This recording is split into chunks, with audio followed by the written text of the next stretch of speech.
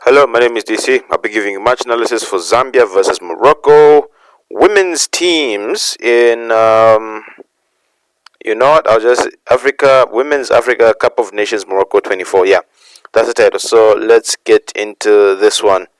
All right. So it starts. No, not really. Yeah. So this is the attack. Long ball has been played, right? And then Zambian player here picks up the ball. Now the funny thing is that I understand it's very far away from goal, but I also find it strange that instead of trying to put slightly more pressure, because at this point you may say it's far away from the goal, but one thing that you also have to put into consideration is sometimes can I stop the attack from furthering by moving closer? Because at this point, as she's going back, she's giving this player more space to play. Because if she actually, I do feel if she does go more closer to her and puts more pressure, maybe she could play the ball backwards or maybe she could lose it.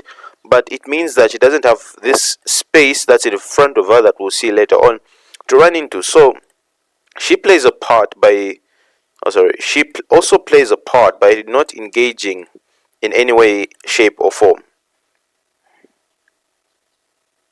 Okay, let's just let that load. And this is what I'm talking about because the problem that's here is everyone is running back. Everyone is running back. And understand that's okay. But at this point, there are three players. Three. So you're telling me none of them could actually just go like even especially her because she's the reason why this she retreats too quickly and that gives Barbara Banda a lot of space and time to move with the ball forward. If she just stuck with Barbara Banda, in fact, just foul her.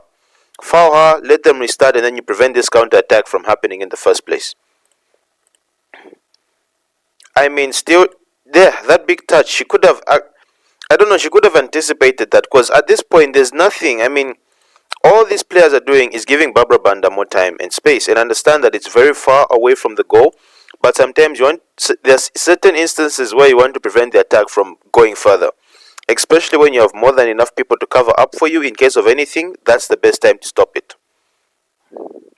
Because, I mean, they just let Barbara Banda do whatever she wants, and at this point, she can play it here, she can do a disguise ball to here into this space so that she gets on it, but they just give her too much space. I mean, this Barbara Banda, the Barbara Banda is one of the best women female attackers out there. She has scored so many goals, and it's surprising they give her all this space. And then to make matters worse, the one that was here has now gone closer to her own teammate, so she gives Barbara Banda even more space. I mean, it's weird defending in a way because they have more than enough people that can, try and tackle Barbara Banda, and there'll still be someone else left. Okay, slow internet, huh? And then she takes a shot, but that goalkeeping, oof. Let me just show you how it was. I mean, this is, yeah, because they give her, I mean, the least they could have done is force Barbara Banda to her left foot, but instead they forced her to her right foot, which is a stronger foot, and gives her more than enough. I mean, my goodness. Now, here, I mean, yeah, she goes for the tackle, but this goalkeeping, I mean, how? Because that ball wasn't hit with a lot of power. I mean, look at this. It's just too easy for that. It really is. That's way too easy of a goal to concede. Anyway, so the way this comes about is that they don't really show any footage of the foul that led to the penalty. They just show the penalty being taken. And she scores. And okay, again, the way the keeper dives, I mean, I understand the penalty is scored. Yes, there's no problem there, but my issue is the way she dives. And then, like with female, I don't know. I do understand there's major differences between like men and then there's men and females in the terms of sports. But I also think they should reduce the size of these goals by just slightly, maybe like this amount. Oh, that's a terrible line. I think maybe they should reduce the size for women's goals. I mean, because you don't expect a female keeper to jump the same height as a male keeper, right? So I think just reducing the goal just slightly for the women may help because, yeah, I do feel it can help because, I mean, this is where she is, and then this is with her arms out. I know she's bending, but I don't feel as if she can go like touch the bar itself. So maybe making the women's net slightly smaller could help. Anyway, that's my opinion. That's not, anyway, but yes, that's one of my opinions. Now, look at the way she dives. Does it look like she's diving, or does it look like she's fallen down? Because this is something else that I noticed when I've just come from watching this. So I'll pause and play very quickly so that we try and get. I mean, look, yeah, I'll pause and play very quickly so we can see her movement.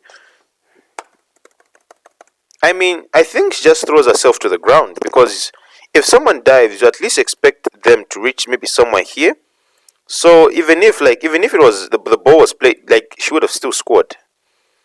Anyway, let me not get too much into that. Let's head on to the next goal of the match. All right, so Zambia again, long ball is being played, and anyway, like, I just feel it's the way as the ball is being played. You see how the team is set up.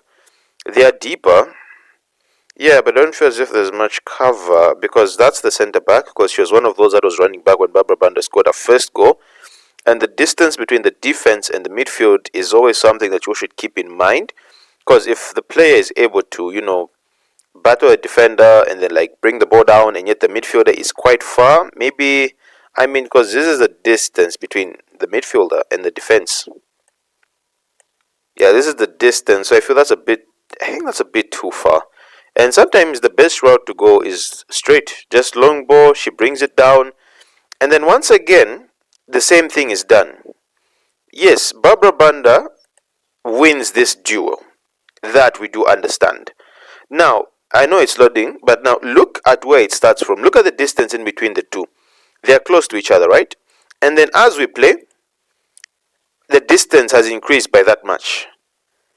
And I mean, I don't know. Okay, the thing that I've noticed in football, like, even though this is a women's match, but I've also noticed this in the men's game. One person, you find, instead of putting more pressure on the attacker, they'll just fall back. And then when you fall back, what you're doing is you're giving the player that has the ball time and space. Two dangerous things you don't want to give people, especially Barbara Banda. She lays it to her teammate, Kundananji. And the fact that she's in between these two defenders and she's able to slip past just shows me that, I don't know, maybe they're not concentrating, or they just gave her too much space, or I don't know if they're trying to play an offside trap, but that shouldn't have happened. I mean, yeah, I know it's a good ball, but should be more pressure on Kundananji, but she's also one of the best female players also. She takes it into her stride, and this is a good finish. It really is. Because she deceives the keeper. She makes it seem as if she's going for the other post, then goes for the near post. Goal. Yeah, I mean, Barbara Banda just has so much time and space to do whatever she wants. It's because the player, instead of following Barbara Banda, tried to fall back into their defensive shape. Which, I mean, because when the boys played, there are at least three defenders there, so they could sacrifice one, just putting more pressure on Barbara Banda, since there was no midfield cover to help them out. Because you just bother Barbara Banda for a bit so that your midfield comes, and then when the midfield helps you cover, you go back to your shape. But this is a good finish. Look at that. Making sure to, I'm sure she had a quick look at the goal. Takes it. Okay, she's mainly looking down, but I think at that point she knew where the keeper was. And that's a really good finish. That one, I'm not going to lie there. Now let's head on to the last goal of the match, which, okay, for me, I don't think we're supposed to concede. Zambia was it was not supposed to happen. Once again, long ball. No problem here, because at this point, Morocco has committed players, but Zambia do have more than enough players to deal with this. Because in the box, 1, 2, 3 Moroccan players, 1, 2, 3, 4 Zambian players. Now outside the box is where there's a bit of an issue, because no, not really. Actually, yeah, because if you look at this, I know, it might not be accurate, but in this area, 1, 2, 3 Moroccan players, then 2 Zambian players. So I'm assuming this is a 4-2-3-1 formation. I'm not really familiar with the Zambian female team's formation, but that's what I assume it is, because 2 midfielders there, and in this case, I know that I know that in a way, in this particular space, there's supposed to be slightly more Zambian players, but at this point they are outnumbered. Because if you look at it, I mean, yeah. Let me not start waffling too much. So and as the ball comes, it's easier for them to maintain it because 1, 2, 3 against 2, because the defense here is they're in the box and they don't really want to commit. So just these players here, they act as a decoy, whereby you don't really. Okay, it's one of those where the players that are here, they might say no, they're not really. They are affecting the match because in her mind, she knows that if she goes to press, she'll pass here or she'll pass there. So even just going to pressure, you'll be a bit hesitant because you know that the ball can easily be passed by. It can be passed away from you, and then she can have a shot, and then a player unmarked. 4 Zambian players, 2 Moroccan players, but still there's someone unmarked in the box. So it's one of those things that she has to put into consideration before she even tries to go, with the challenge. And then at this point here, okay, I think it's a bit okay because once again here, because she's still putting, and also she's offside. No, she's not, because yeah. So she could have actually, anyway, she could have, 1, 2 to that player if they wanted to, but yeah. She takes the shot, but for me, okay, yes, it's good to have shots, but this, I mean, it's such a savable goal. And then let's keep in mind, she seems as if she's jumping, but at this point it seems like one leg is still on the ground. And for me, I don't think we were supposed to concede that goal. We really were not, because I think there's a better angle that shows what exactly happened. Because look at that. I mean, this will give us a better angle. As the shot, look at the goalkeeper's feet. Look at the goalkeeper's feet. Is that how you jump? I don't think so. That is not how you jump. That should be a very savable man. That's a very savable shot. Look at the goalkeeper's feet. You see there? She puts, I don't know if it's a misstep, but her leg stays on the ground longer than it's supposed to.